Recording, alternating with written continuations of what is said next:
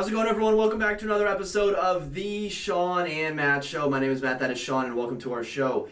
Shawn, in today's episode, we're going to be talking about a new way to get instant cash for a house that you have some equity in. It is not a scam, although whenever you say instant cash and house, people's ears start to perk up. We're going to be talking about 4 signs that you should halt your real estate search. As real estate agents, that's usually the opposite of what you may be hearing, but these 4 reasons may be good enough for you to stop your search.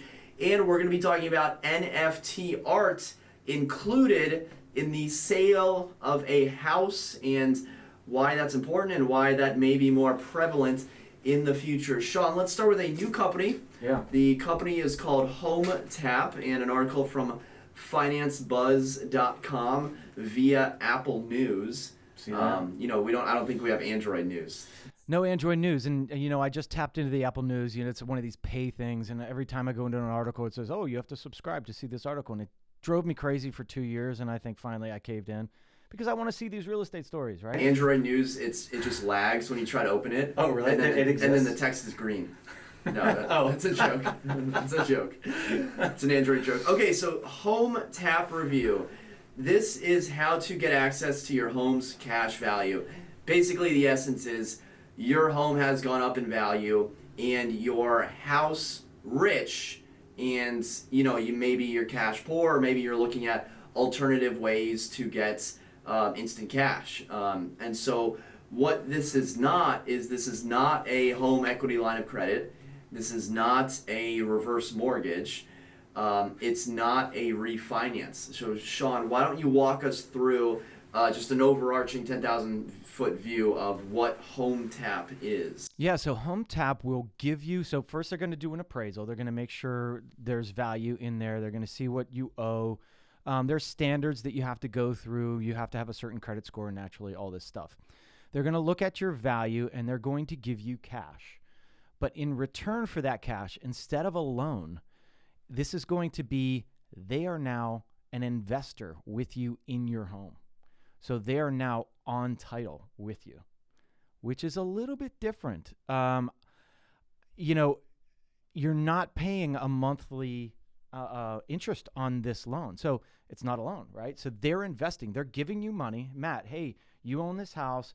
It's worth $500,000 and you've got $100,000 of equity. You want $50,000. They're going to give you $50,000. In return, you will not pay any interest for 10 years. You have to pay that $50,000 back within 10 years. And the catch is that they're investors with you. So as your property value increases, so does their investment potential, right? So their investment is going up with your home value. And they're also taking on risk too. So if your home value goes down, then so does their profit margins go down. I haven't looked into if there is a minimum. I know there's a maximum of what this can increase by or to. So say you buy a house and in 5 years that thing increases 40%. They're capped at 20. So they can only go up 20% in value. I would say the scary thing about this thing is you're no longer the sole owner of that property. There is somebody else actually owning it with you. They're an investor. I have a hard time. I can see how this can be really a good thing, because if you think about it, and what I did just a little bit ago on my handy dandy calculator, that Matt was like, hey, you have a calculator? Shawn looks like he's studying for the SATs over there. But I know how to use this scientific calculator to calculate mortgages and things. Slope? So this is yeah. So what I did was I said, all right, well, listen, what if I took $50,000 out and I got a loan? I did a home equity line of credit, and I took it out for $50,000 at a 3.5% interest rate, and I amortized that over a 30-year period. What would my payment be on that loan per month, which was like $175 or something like that, times 12, times 10 years? So I wanted to see, all right, what is this saving you in that time frame? And basically it came out to, if you borrowed $50,000 on a home equity line of credit at 3.5% over a 10-year period, you would pay $17,640 on that $50,000. Okay. In this case, they're giving you 50 grand. You know, you don't have to pay this $17,640, but you, depending on how much your property increased, you're going to pay that. So it's really, what is your risk factor? How much do you think this is going to go up? And it's actually a pretty cool business model. I personally wouldn't do it. I'd just get a HELOC if I needed it. I'm more of a conventional kind of person. I don't want somebody else owning rights to my property, even though the bank owns rights to your property anyways, but it's kind of a more traditional way. You know what I mean? So I don't want somebody else on my note. Right, or on my There's only room for battles. That's on your right. note. That's right. Or maybe Layton's, something like that. There we go. Can always figure Well, it out. hey, the way that they make money is they take a 3% fee off the top. So they immediately take that 3% fee. I think that's right. correct, right? Yeah. So. And then you're going to have appraisal fees, just like any refi. You're going to have to pay for appraisal fees and a couple other small fees, and I'm sure. Appraisal $5.99 in most states, $800 in Oregon. Wow. You get an appraisal in Oregon, and appraisers are living large in Oregon. Yeah, $800, man. Good to be an appraiser in Oregon. You're gonna lose some. Yeah, the article says that there is $1.9 trillion of equity that homeowners have seen just since the start of 2020 up until the first quarter of 2021. So clearly, we've seen prices increase. Now, what are you going to do with that money? You can't do anything until you sell the property. You can't do anything with your equity until you sell the property. Right. I mean, exactly. So if you need that cash, the catch is with a home equity line of credit, usually you have to use that for certain things. So who would this be good for? Someone that wants to stay in their house. They don't want to move. Mm-hmm. They need cash, but they also don't want to take out a home equity line of credit. Maybe there are credit score requirements. Maybe you're getting a bad home equity line of credit rate. Maybe you don't want to refinance. Maybe you don't want the higher monthly payment. Maybe you don't want another monthly payment where this is kind of just like one and done, and then you'll figure it out, in 10 years when it comes time to pay this thing back. Now, one of the downsides they say is, well, in 10 years you still haven't, sold the property or paid it back or anything. That might force you to sell the property. Yeah. That could be a downside. That's the downside. And another downside would be if you took this out last year or 2 years ago. Say you took you did this Hometap 2 years ago. We have seen huge increases in value in home values. So if you would have done this 2 years ago, I think you're losing on your bet because your value has increased so much. And now instead of paying 3.5%, you're probably paying 6-7% in a home value increase, and then therefore Hometap is making out. They list 3 cons on the article. Mm-hmm. None of them are Hometap being on the deed.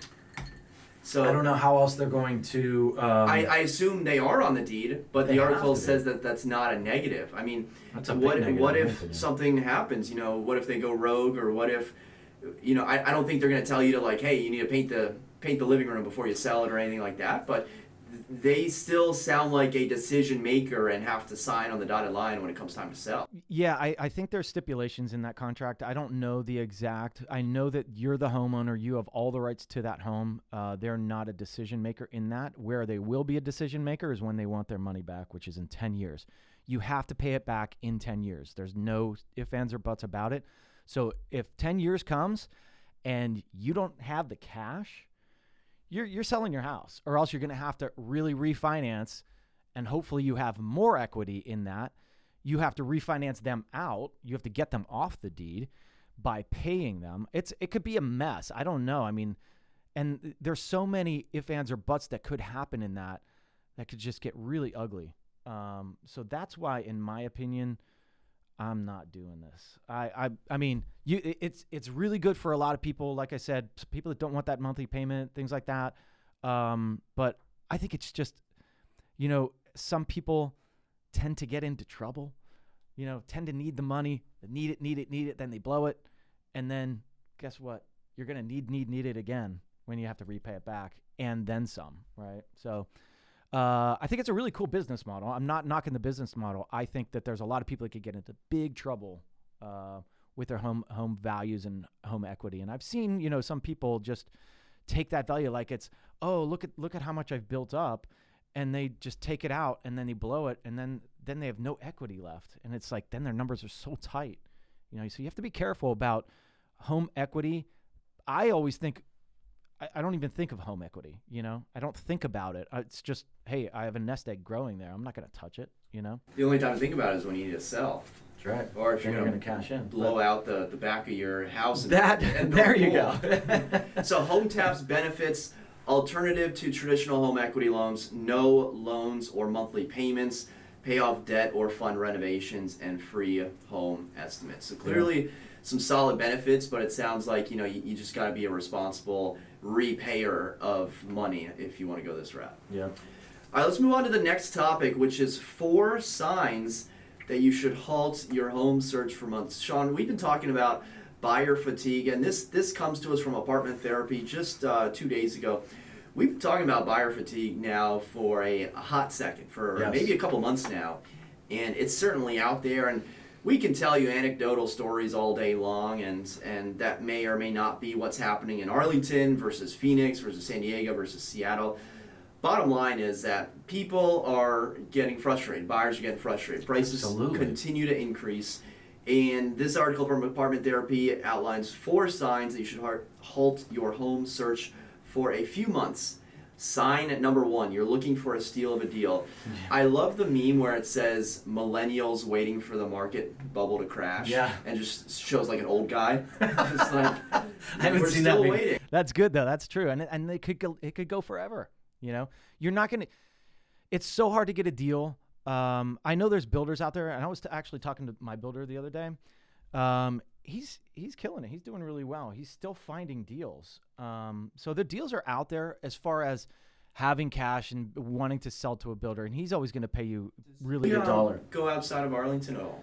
Not really. He said he's really focusing on Arlington. Okay. Yeah. Mr. Cherrydale. Yeah. So, I mean, but yeah, you're not going to find a deal right now. I mean, I have people that say, hey, good for them, right? They're like, hey, I saw this dilapidated house on the corner. Do you think you could do some research on it and see if I can, tap into this and maybe get them to sell to me? And I'm like, I can try, but the reality is that thing is worth way more than you think, right? Even though it's dilapidated, you look at the tax assessed values, it's up there. It's more than you want to pay. And so are you really going to go forward with this? There's no real deal to be made on those unless you've got the cash and you can have a vision on, hey, I'm going to tear this thing down and do that kind of thing. But there's not a lot of deals. People know their home values, they know they've gone up. So yeah, I was watching someone's Instagram story the other day, and it was like only $665,000. Like, what a steal. And it was nice from the outside, and he was like clicking through the photos, and then I realized the joke was it was a complete disaster on the inside. It was like Old Town Alexandria. I was like, oh, this is pretty nice for $665. And then, the floors are rotting through, the bathroom's a disaster, the kitchen doesn't have any appliances. So people want like a seller to like completely not know their home's value. But then they're the ones that would be like, what if I just find this seller that doesn't know what they're doing? It's like, well, if they have this property, they probably have some sort of semblance of knowing what they're doing, and they're probably not going to sell to you for like $100,000 less than what it's worth. Exactly. And like some of these people, the misconception, I believe, is that a lot of people think, oh, this property's sitting there, they've got to be paying on this property. Oh, like, how are they doing this? How are they just letting this property sit there? But then you look at the tax records, and they've owned it for 30 years. They own it outright. There's no loan. They don't care. There's a lot of people that, it might have been inherited or whatever. And so they're just sitting on it, and to get them to sell, I'm sure they've had a million different people ask them. They've gotten a million postcards from iBuyers. They're not doing it. So many postcards. Yeah. Number 2, you're getting priced out. Another sign you need to take a break. You're not finding anything in your price range. And this also has to do with the low mortgage rates, so people can afford more expensive properties. And the article goes on to say if you're making compromises, if you're trying to make it work and you're still not satisfied with what you're seeing, maybe it's time to take a break. And that's usually the opposite of what real estate agents will tell you. They're saying, oh, if you're going to get priced out, you might as well jump in now, and then prices are going to continue to rise, and then you can get the appreciation. I'm on the fence of like, you got to be happy. Like, buy something that you're going to be happy in. And if you're stretching and if you're compromising, doing this and that and going above your budget, are you really going to be happy and stress free when you go to bed at night? Yeah, getting priced out is tough. It's a tough thing to go through. We've seen it this year. Plenty of clients of mine have decided to keep renting after they sold their property. They're going to keep renting until either the values come down or it gets a little bit easier to buy. But the prices have gone up exponential. I mean, like a lot. And when you're looking for a single family house and all that's open, and your price range now is townhouses, that's not what you're looking for. So naturally, hey, we're just going to pull back. Hopefully, seasonality comes in where we always see that July, August is a little bit slower. Then the or the fall market comes in. It's pretty good. Then November, December, January hits, and there's not a lot of action. So maybe you're going to get your best deal in those two little pockets. And the other thing is, you did a mailer today, an e-blast, and it was about what does $1 million buy you, right? And so I have clients right now looking in Arlington, and they're like, cap us at $1 million, we'll pay cash, whatever. But they're like, we see nothing that we would buy. So it's really hard. It's $1 million, and you can't find anything. Number 3, the third sign you should halt your search. Shawn touched on this briefly. It's the wrong time of year. Right now, spring and summer are usually the busiest times where everyone is out doing the exact same thing that you're doing, and maybe you should hold off until the fall or the winter time when, there's going to be less inventory, but there's also going to be less competition, and people aren't necessarily going to be thinking about buying a house on Halloween or on during Thanksgiving or during the holidays or when there's snow on the ground. So doing the opposite of what everyone else is doing could be a good thing. It usually is the right thing to do when everybody else is sitting on the sidelines. And really what drives that spring market is school, right? So people are thinking about the next school year. They want to have their kids they want their house settled and prepared and signed up for school in the new school district by the time school starts, which is the end of August, right? And that's why that spring market rush is so big a lot of times. And then that's why that housing market kind of slows, is because people are already set in their ways. They're already in school and they don't want to pull their kids out of that school and have to go to this school. So they'll just wait till the next time is right, But if you're not school conscious and you're not worried about pulling your kid out of school, it's probably a good time to buy in late August. Number 4, you're burned out. The stress of buying a house is just too much when you got to submit offer after offer. And remember, buyers, they're still living their life. They still got to work. They still have to, do family life, social life, now that that's coming back. So just the emotional toll the roller coaster swings of submitting an offer, waiting, not hearing back, and then hearing back at 11 o'clock. And, let's say this. You're a buyer's agent. You hear back at like 11:30. Do you tell your buyers that night? Are they going to be able to sleep that night, or do you tell them in the morning? Yeah, it's always a tough thing. If it's 11:30, I hear back. It depends on the heat, right? If they're like just call me, then I'm going to call them and let them sleep or not sleep. But it's always, usually I'm just like, all right, it's late. I'll just tell them in the morning, But a lot of times, if they don't get it, they're gonna be up earlier than us looking on the MLS like, oh, it's already under contract. You don't want them to get the news. That's the worst, from somebody when they else. find out before you've had the opportunity to tell them. Oh yeah, and the thing is, what you have to understand about buyers is they are obsessed, right? And so you're not necessarily obsessed like they are, because they're one thing, right? We're doing multitude of things, so they're going to find out if it's under contract before you, if you're just looking at the MLS. But one other thing about that burnout, agent burnout, right? Think about how many offers we are writing for every person, how many weekends we're going out and showing the same buyer the different properties because they're not winning. So all of that work in one buyer, where normally it's a lot easier, or it's I don't know, it's tough. It's tough on both.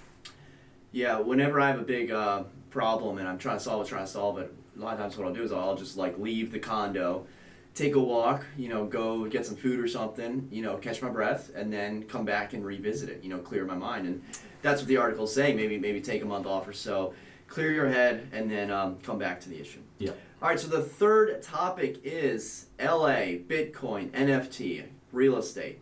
Put those 4 things together, and you got yourself quite an article from The Hollywood Reporter. And LA real estate first houses accept buyers' Bitcoin, may not be a surprise, and display NFT art. So not only will they accept Bitcoin as a form of payment, and it'll essentially be whatever Bitcoin is equal to of the listing price. So it's going to be the listing price in Bitcoin, but also it will be the seller's $7 million art collection, including an NFT art gallery. So listing Crazy. by Aaron Kerman from Compass and the agency's Mauricio Umansky, two heavy hitters in the LA scene. Shawn, these properties in Bel Air, one's listed for $87 million, the other is listed for $65 million.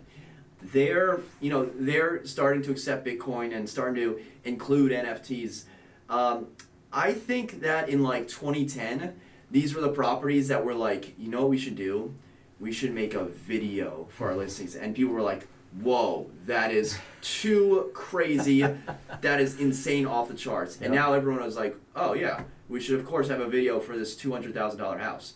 So do you think we're going to start to see more Bitcoin acceptance and more NFT? Because a lot of times it's buyers saying, hey, I'll include, there's an article from the New York Times a while ago where, buyers were including tickets to Hamilton with their offer, or, a reservation at this restaurant, or buyers were saying, hey, we'll throw in as a little sweetener.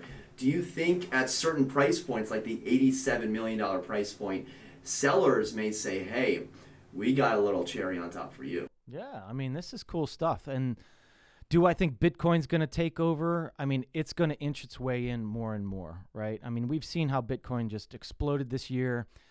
It's easier to use. It's easier to buy and Did sell you things know with it. El Salvador has approved Bitcoin as legal currency? Wow, no, I did not know Yeah, so that. they operate on the dollar and Bitcoin. So it's going to happen, and so sooner or later it's going to be the norm, as we've seen with video, right? Now video is the norm. NFT art is something that people are still digesting, and that's a non-fungible token. So basically you can't get rid of it. Once you buy it, it's the original. It's a cool concept. It's usually digital art in some way. And we're big NFT guys on this show. Yeah, I feel like we're experts at this point talking about it so much. If you would have told me NFT last year, I'd be like, what are you talking about? So the article actually has photos, and if you're watching on YouTube, I'll put up the little art gallery. But it is a set of 7 NFT Vandal Gummy is the title, and it's basically like a gummy bear that's been arrested. And that is worth $7 million.